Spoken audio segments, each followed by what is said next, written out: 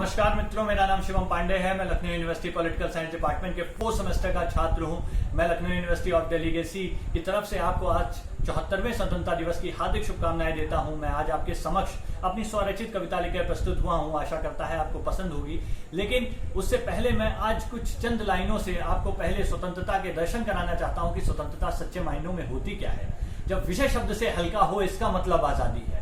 जब विषय शब्द से हल्का हो, इसका मतलब आजादी है। जब घर में बेटी के मन का हो, इसका मतलब आजादी है। जब धर्मों का अनुशीलन हो, इसका मतलब आजादी है। जब वोटों से महंगा जीवन हो, इसका मतलब आजादी है। हर वर्ग जहां एक साथ चले, इसका मतलब आजादी है। और जब देशभक्ति की बात चले, इसका मतलब आजादी है। जब देशभक्ति की बात चले, इसका मतलब आजादी है। अब इसी श्रृंखला में मैं अपनी स्वरचित कविता आपके सामने प्रस्तुत करने जा रहा हूं। आपके आशीर्वाद का आकांक्षी हूं कि 47 से चली प्रथा प्रतिवर्ष सभी दोहराते हैं। 47 से चली प्रथा प्रतिवर्ष सभी दोहराते हैं। हम संघर्षों की दिव्य कथा फिर आज तुम्हें बतलाते हैं।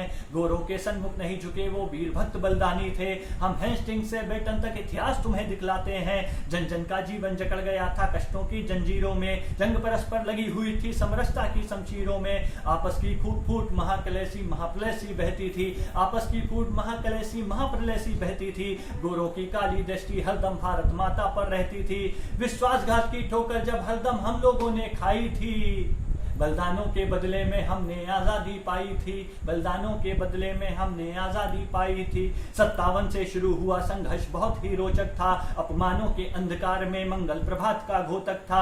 झांसी की रानी से लेकर अवध में बेगम हावी थी। नाना तात्या कुंवर सिंह भारत माता की थाती थी।